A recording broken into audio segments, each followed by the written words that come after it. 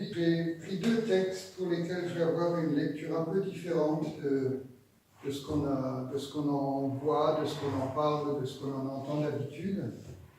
Le premier, c'est dans Malachie 3.10, tout le monde connaît, apporter les dîmes à la maison du trésor. Et le deuxième texte, ce sera le fils prodigue, parce que quand on a parlé de ça, ma femme m'a un peu rappelé aussi l'histoire du fils prodigue, et donc j'ai mis les deux choses ensemble. Alors je commencerai par le premier, Malachie 3.10. Apportez toutes les dîmes à la maison du trésor, afin qu'il y ait de la nourriture dans ma maison. Mettez-moi ainsi à l'épreuve, dit l'Éternel, le Maître de l'univers, et vous verrez si je n'ouvre pas pour vous les fenêtres du ciel, si je ne déverse pas sur vous la bénédiction en abondance. Alors la lecture différente que je vais faire, c'est que je ne vais pas parler de la dîme, mais je vais parler de l'esprit qu'il y a derrière ce verset. Parce que la dîme, à l'époque, pour aujourd'hui, c'est 1/10 des revenus. Quand on n'a pas de revenus, donner 1/10, c'est compliqué. Dans d'autres passages de la Bible, il est question de prémices. C'est-à-dire que les enfants d'Israël donnaient les premiers arrivages de leur récolte. Ils donnaient le meilleur du blé, ils donnaient le meilleur des moutons, ils donnaient le meilleur des veaux, etc., etc. Ils le donnaient en sacrifice. Et ensuite, il est aussi question des offrandes dans la Bible. Et donc, non seulement ils donnaient 1/10 de leur revenu, non seulement ils donnaient les prémices de tout, mais en plus ils donnaient les offrandes pour construire le temple et pour permettre aux Lévites de vivre. Voilà, ça fait quand même beaucoup de choses. Et je me suis dit que l'esprit de ce verset, c'est pas tellement le fait de donner ce que j'ai, mais l'esprit de ce verset, c'est de dire que ce que je donne, je ne l'ai plus. Je n'en jouis plus, et d'une certaine façon, ce que je donne, ça m'appauvrit. Donc, l'esprit de ce verset, c'est de dire j'ai besoin de faire confiance à Dieu. Et si je fais confiance à Dieu, il va ouvrir les écluses des cieux. Et une lecture un peu différente pour moi, ce serait de dire mettez-moi à l'épreuve en me faisant confiance, et vous verrez ce que vous verrez. Pour moi, c'est ça l'esprit de ce verset. C'est mettez-moi à l'épreuve en me faisant confiance. Est-ce que vous avez remarqué que nos prières sont bien souvent des phrases derrière lesquelles nous mettons des points d'interrogation? Bien souvent, nos prières, on se demande si elles vont être exaucées. Donc, il y a un point d'interrogation derrière. Et Dieu, dans ce verset, il dit « Je suis l'Éternel, Seigneur de l'univers, faites-moi confiance et vous verrez. » Et lui, il met un point d'exclamation derrière cette phrase. En fait, nos prières devraient pouvoir s'aligner sur cette parole de Dieu. Et derrière nos prières, on devrait pouvoir mettre un point d'exclamation plutôt qu'un point d'interrogation. Et j'ai pensé à ce verset en 2 Corinthiens 10 qui dit « Nous renversons les raisonnements et les arguments sophistiqués qui se dressent prétentieusement en rempart contre la véritable connaissance de Dieu, faisant prisonnière toute pensée rebelle, nous l'amenons à obéir au Christ et à reconnaître son autorité. » En fait, par nos raisonnements, nous manquons de confiance en Dieu. Nos raisonnements nous empêchent de faire confiance en Dieu. Ce qui l'empêche, lui, d'accéder à nos demandes, parce que nous laissons les portes ouvertes à ce qui s'appelle le doute. Dieu ne peut pas accéder à nos demandes si nous permettons au doute de couper le lien qu'il y a entre lui et nous. Cette confiance a besoin d'être rétablie pour que Dieu puisse accéder à nos demandes et que nous puissions mettre un point d'exclamation derrière nos demandes. Quand je parle de doute, je parle de foi, je parle de confiance. Hébreux 11 dit, qu'est-ce que la foi? C'est une ferme confiance dans la réalisation de ce qu'on espère. C'est une manière de posséder déjà à l'avance. Croire, c'est être absolument certain de la réalité de ce qu'on ne voit pas. Et c'est là que se pose la question, mais comment posséder par avance? C'est une belle phrase, c'est facile à dire, mais comment est-ce qu'on fait? Comment croire effectivement en la réalisation de ce qu'on espère? On a tous des demandes, on a tous des prières, on a tous des soucis à partager. Comment croire en la réalisation de ce que l'on espère? Moi, je suis convaincu aujourd'hui, avec l'expérience que j'ai et les enseignements que j'ai eus, je suis persuadé que ces choses ne sont possibles que en faisant prisonnière toute pensée rebelle pour l'amener à obéir à Christ et à reconnaître son autorité. On a besoin d'aligner nos pensées sur l'autorité de Christ. On a besoin de rendre captive toute pensée étrangère qui ne voudrait pas s'aligner sur la pensée de Christ. Et on a besoin de travailler nos pensées afin qu'elles s'alignent sur la pensée de Christ, sur ce qui a été accompli à la croix. La réponse à cette confiance, elle est dans notre positionnement. Elle est dans qui nous sommes, à nos yeux. Parce que le diable sait qui nous sommes. Il en est conscient. Il sait que nous sommes les fils de Dieu. Et il nous attaque en conséquence. Le problème, c'est que nous nous laissons avoir parce que nous ne savons pas qui nous sommes. Nous n'avons pas notre positionnement.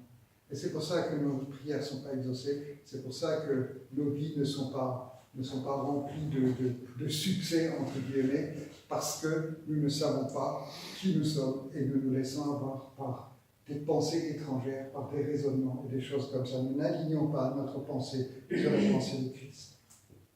Et c'est là que je viens de la parabole de Luc 15, le fils prodigue. Est-ce que tout le monde situe l'histoire de la parabole du fils prodigue? Et dans le verset 31, le frère qui est resté à la maison fait des reproches à son père. Et il lui dit, moi, ça fait tant d'années que je te sers, et tu ne m'as même pas offert un chevreau pour que je puisse faire la fête entre mes amis, entre amis. Et son père lui répond, mon garçon, tu es constamment avec moi, et tout ce que je possède t'appartient. Tout ce que je possède t'appartient. Tout. Tout ce que l'Éternel, Seigneur de l'univers, possède, nous appartient. La santé, la finance, l'abondance, la patience, la bonté, la générosité, l'amour, enfin tout ce qu'on peut citer de positif, nous appartient. Tous les domaines de notre vie sont concernés par le fait que ce qui est à Dieu nous appartient.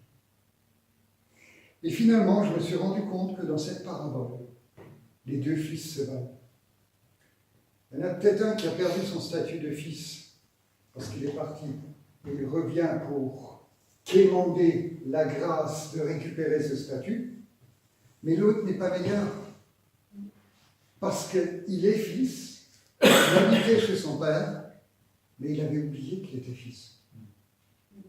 Il s'est comporté comme un serviteur ordinaire. Il a oublié que s'il voulait faire la fête entre ses amis, il suffisait de prendre un chevreau, de le tuer, de faire la fête. Mais il s'est comporté comme un serviteur ordinaire qui doit quémander pour avoir quelque chose. Et trop souvent, nous nous trouvons dans l'une des deux situations. Soit nous sommes là en train de demander à Dieu de nous accorder sa faveur pour être enfin reconnus comme fils, soit nous sommes fils et nous l'avons oublié, nous nous comportons comme serviteurs. Et c'est bien pour ça que nous n'avons pas confiance en Dieu, parce que nous ne savons pas qui nous sommes. Et j'ai pensé à un truc, vous savez, on dit tellement souvent un serviteur de Dieu. Je suis désolé, c'est une phrase qui n'est pas juste. Nous ne sommes pas des serviteurs de Dieu. Nous sommes des fils de Dieu qui servons notre Père. Ce n'est pas du tout la même chose. Et il faut arrêter de nous comporter comme des serviteurs de Dieu. Parce que tant que nous nous comportons comme des serviteurs de Dieu, nous ne savons pas ce qui est à nous, ce à quoi on a droit et ce de quoi nous pouvons nous saisir pour avancer dans notre vie chrétienne. Nous devons développer une mentalité de fils. C'est indispensable, c'est un long travail, c'est un engagement, c'est une volonté de notre part, ça ne vient pas tout seul parce que Dieu n'a pas intérêt à ce qu'on ne sache pas qu'on est fils et qu'on reste serviteur ou qu'on reste en train de quémander quelque chose, mais nous sommes fils. Dieu l'a fait pour nous en Jésus, mais c'est à nous d'en faire une réalité dans notre vie. Dans Romains 8, 17, il est dit « Nous sommes enfants de Dieu », point d'interrogation, mais alors, nous sommes aussi ses héritiers. Nous aurons donc part à tous les trésors de Dieu, et tout ce que Dieu donne à son Fils sera aussi nôtre. Nous avons un statut de fils, co-héritier de Christ. Nous sommes assis dans les lieux célestes avec le Christ, Éphésiens 2, 6, nous donnant notre place sur le trône avec le Christ dans les royaumes qui n'est pas d'ici-bas. Nous sommes assis sur le trône avec Christ dans un royaume qui n'est pas d'ici-bas. Et nous savons bien que les choses sont spirituelles avant d'être matérielles. Si spirituellement nous nous plaçons sur le trône avec Christ, nous avons une autre position dans notre vie de tous les jours que si nous sommes juste par terre, quoi. Et Dieu nous bénit de toutes les bénédictions possibles. Éphésiens 1, verset 3. Il a déversé d'en haut, sur nous qui vivons dans la communion avec le Christ, toutes les bénédictions que le royaume des cieux contient. Waouh! Waouh! Bien des fois, il faudrait que je mette un point d'exclamation derrière ma prière, plutôt qu'un point d'interrogation. Tout combat gagné là-haut peut le devenir ici-bas. Si nous vivons en communion avec le Christ, nous sommes au bénéfice de toutes les bénédictions que le royaume des cieux contient. Mais le problème, c'est que il faut que ça descende de 30 cm. C'est-à-dire que nous avons beau le savoir dans notre tête, si nous n'en sommes pas convaincus dans notre cœur, ça ne fonctionne pas. Et c'est bien souvent le pourquoi du manque d'exaucement dans nos prières, c'est parce que notre cœur ne sait pas que nous sommes fils de Dieu. Nous avons besoin d'apprendre à croire en la vérité et pas en ce que nous voyons ou vivons. Nous continuons à avoir la mentalité du fils qui rentre à la maison en suppliant et en s'humiliant. On continue d'avoir la mentalité du fils prodigue qui dit « mais il faut que j'aille voir mon père, il pourra m'aider et je serai son serviteur et je serai son larbin, mais pourvu que je mange, pourvu que je mange. » Et dans nos prières, on est tout le temps dans cette position, enfin vous, je ne sais pas moi, oui, je suis dans cette position où je dis, Père, je voudrais manger. Père, s'il te plaît, Père, donne-moi la guérison de cette maladie. Donne-moi que dans mes finances ça aille mieux. Donne-moi que mes enfants. Enfin, on est dans le s'il te plaît, Père, accepte-moi comme étant ton fils. Et ce n'est pas juste. Romains 3, 24, tous peuvent à présent être justifiés, c'est-à-dire déclarés justes aux yeux de Dieu par pure grâce. Nous sommes fils à part entière. Si nous sommes unis à lui, nous n'avons donc pas à redouter une sentence contraire. Nous n'avons plus besoin de quémander la grâce de Dieu. Elle nous est acquise. Il nous a donné son amour. Il nous a revêtus de son manteau. Nous sommes véritablement des fils. Arrêtons de nous comporter comme des pécheurs. Nous sommes justifiés C'est vrai qu'il nous arrive de pécher, c'est vrai qu'il nous arrive de ne pas être totalement propres devant Dieu, mais nous sommes justifiés, déclarés justes aux yeux de Dieu par pure grâce. Comprenons le sens du pardon et comprenons le sens de la croix. 1 Corinthiens 5, 17, si quelqu'un entre en vivante communion avec le Christ, il devient un homme nouveau, il est recréé. L'ancien est dépassé. L'ancien est dépassé. Ce qu'il était autrefois a disparu, la nouvelle création a déjà commencé. Voici, tout est devenu nouveau. Tout est devenu nouveau pour nous qui sommes fils de Dieu.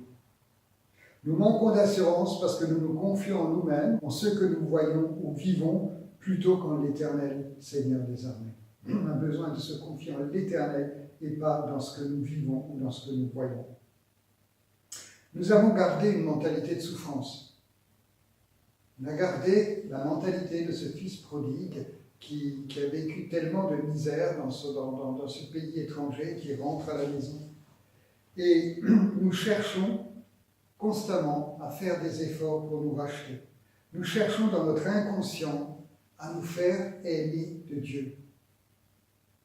Combien de fois dans la journée, combien de fois dans nos prières, combien de fois dans nos comportements, il y a une certaine forme de culpabilité et on essaye de se faire aimer par Dieu pour être meilleur, pour être différent. Nous pensons aussi souvent que vivre une situation difficile nous rapproche de Dieu. Que Dieu nous aide davantage parce que nous vivons une situation difficile. Et c'est pour ça que nous acceptons assez facilement la maladie. Nous acceptons assez facilement. Quand je vois certaines personnes, c'est enregistré, je n'ai pas envie de citer des noms, mais quand je vois certaines personnes qui ont une mentalité qui fait qu'elles ne peuvent pas évoluer dans autre chose. Parce que depuis des générations, cette mentalité leur est attachée et on ne peut pas sortir de là. Et combien de fois on le voit aussi dans la pauvreté. Il y a des générations de pauvreté et on n'arrive pas à raisonner différemment parce qu'on est imprégné par ces choses.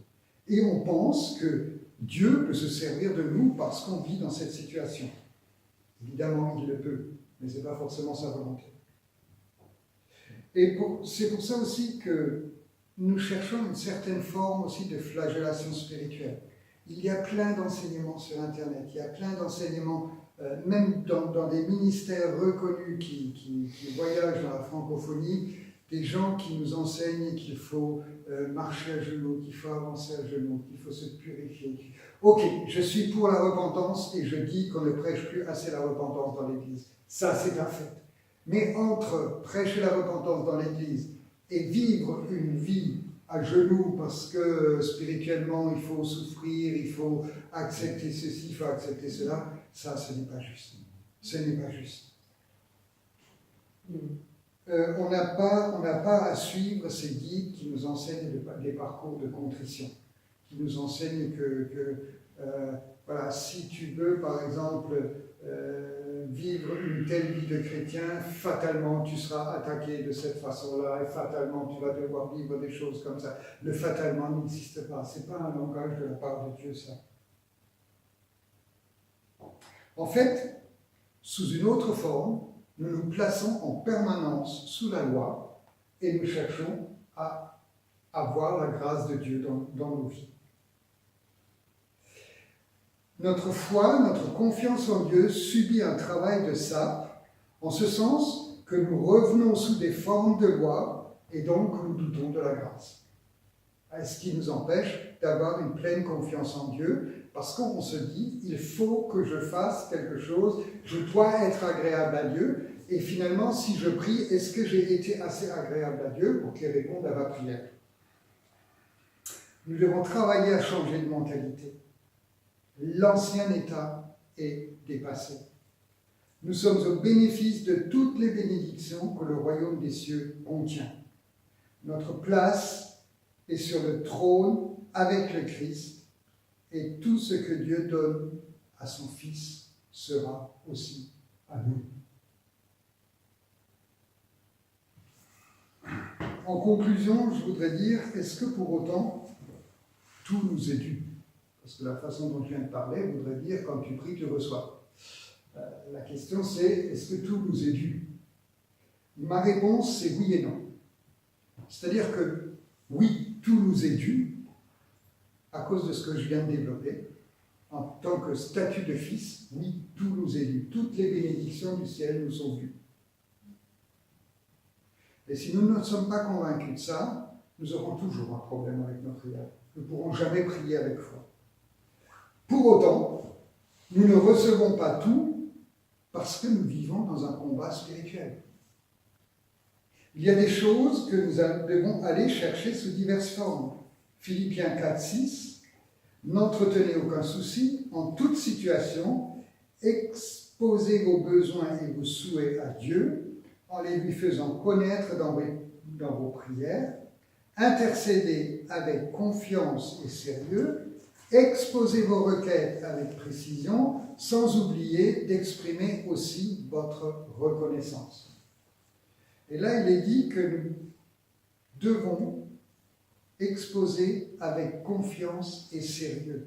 Ça veut dire quoi? Avec confiance, c'est parce que les choses que nous demandons nous sont dues. Ça, c'est la confiance. Avec sérieux, ça veut dire en y mettant un point d'exclamation, en priant de tout son cœur, et pas seulement du bout du lèvre, en mettant un point d'interrogation. Le sérieux, c'est mettre du sérieux aussi dans sa prière. Le prince de ce monde, ce n'est pas encore Jésus.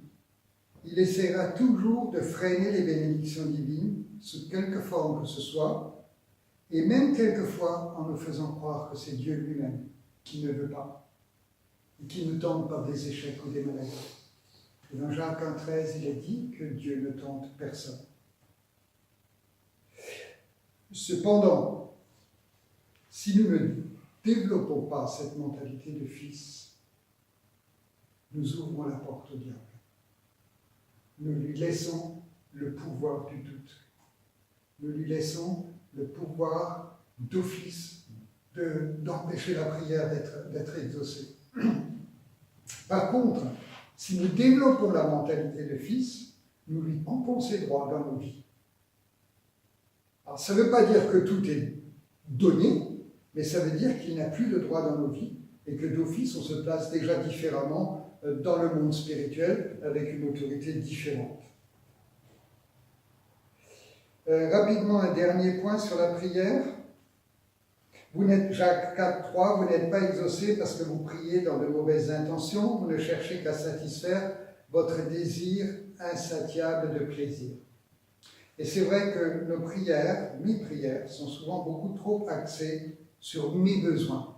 Mes prières sont souvent des prières égoïstes que j'exprime en tant que personne indigne des bienfaits de Dieu.